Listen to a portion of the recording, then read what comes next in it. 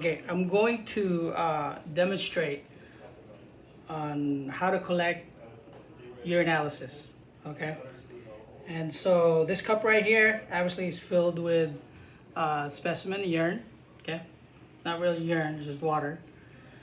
But there's a vacuum. There's a vacutainer in here. Okay, so after you collect the urine and you have, safely put it in this cup, you have these two test tubes right here. Okay, one of them is just your regular UA, right? If you get an order for urinalysis, 99.9% of the times we want CNS with it. Okay, culture and sensitivity. So make sure you do both of these. There's a minimum line in here and there's a max line on here. Okay, so make sure please that you're doing at least the minimum. You just want to kind of put it right in the middle. Okay, there's also a minimum line in here, so you want to also do this for this tubes right here. Okay, so this right here is actually after you put the urine in here, you can take the piece of paper out and there's a needle inside that is actually covered by a rubber, so you can safely do what you need to do to get the urine out of here. Okay, so this, you just plunge it inside just like so, and you get, as you can see, some urine in there. Okay, and then take that out and then we're right at the minimum there. Okay, right at the minimum.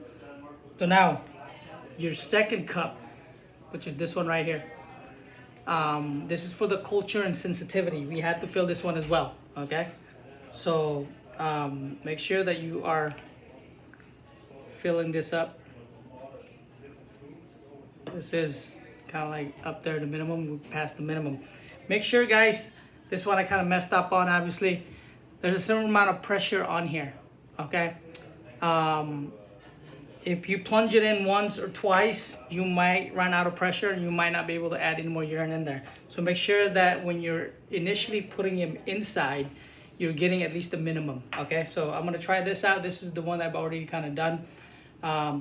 Let's see if he has any more pressure in there. There's no more. Actually, you can only push this in one time. So make sure when you're initially putting this inside, that you're hitting at least the minimum on it. Okay, because when you put it in there the second times, there's no more pressure.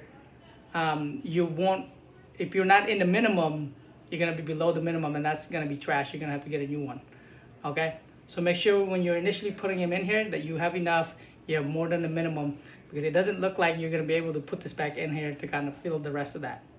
Okay, so this is how you should be acquiring urinalysis. And when you're done with this, make sure you're labeling it and you're putting it in the refrigerator. But more importantly, you should be telling your resource nurse or your clerk, because what's happening right now is that we're acquiring these urinalysis and we're not informing our nurses or the clerk, and so our urinalysis, our specimen is sitting in the fridge and it's not being collected. Okay, once this is done, please tell your clerk or your resource nurse so they can call lab to get it picked up.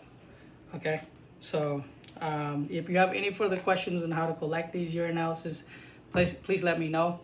At the moment, this is the process and this is the right way. Okay, thanks.